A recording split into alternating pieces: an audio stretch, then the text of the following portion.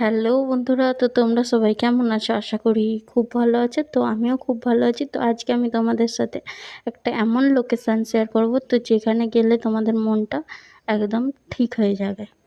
তো দেখতেই পাচ্ছ, আমরা আজকে যাচ্ছি হচ্ছে নতুন মন্দির। তো এই লোকেশানটা তোমাদেরকে কোথায় বলি, এটা হলো সালকিয়াতে আছে। তো এটা যেতে গেলে তোমরা বাসেও যেতে পারবে, আর গঙ্গার ওপারে যারা আছে গঙ্গার ওপার থেকে তোমরা এই লঞ্চ করেও এপারে এসেও যে আসতে পারবে। তো এটা হাওড়া হুগলি থেকে না আসা যেতেই পারে। তো এটা যারা জগদীশপুর হয়ে আসবে কি ডোমজুর হয়ে যাবে, তো তাদের জন্য বাস আছে, তো বাসে করে যেতেই পারে।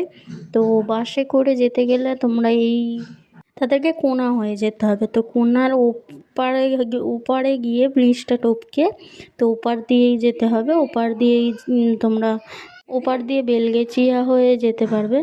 তো বেলগেছিয়াতে নেবে তোমরা চৌরাস্তার জন্য টোটো ধরতেই পারো। তো টোটো ধরে সোজা চৌরাস্তার মোড়েতে চলে যাবে। তো চৌরাস্তার মোড়েতে গিয়ে ওখানেতে আবার একটা টোটো ধরতে হবে। তো ওই টোটোটা ধরে বলবে তোমরা নতুন মন্দির যাবে। তো নতুন মন্দিরেতে গিয়ে তোমরা নতুন মন্দিরতে যেতে পারবে।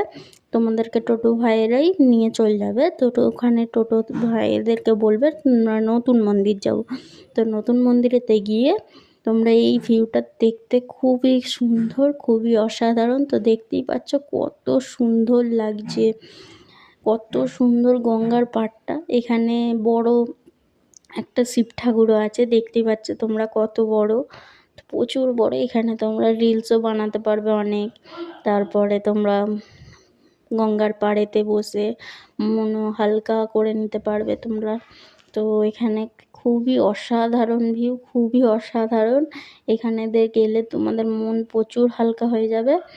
আর যারা গঙ্গার ওপার থেকে আসবে তো বেলুড় মাঠের ওখান থেকে তোমরা নৌকাতে লঞ্চে উঠতেই পারো। তো উঠে এপারে এসে তোমরা এখানে তো আসতেই পারবে।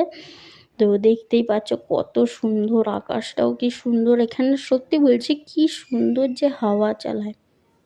তো গঙ্গার পাড়ে হাওয়া অনুভূতি করে তো চলে যেতেই পারো তোমরা। এখানে গেলে 12টা জ্যোতির্ধামও দেখতে পাবে। তো 12টা জ্যোতির্ধামও খুব সুন্দর। ওখানে গিয়েও তোমার মনটা প্রচুর হালকা হয়ে যাবে। তো খুব দুঃখে থাকলেও মনটা প্রচুর হালকা হয়ে যাবে। এখানে তো মন ভরে যাওয়ার মতন জায়গা। তো এখানে তোমরা যাও, আমি বলবো এখানে কোনো পয়সা লাগে না, খালি গাড়ি ভাড়াটা যেতেই যা লাগে, আর কোনো পয়সা লাগে না, ঠিক আছে। এখানে খুবই সুন্দর জায়গা। তো এর ভেতরে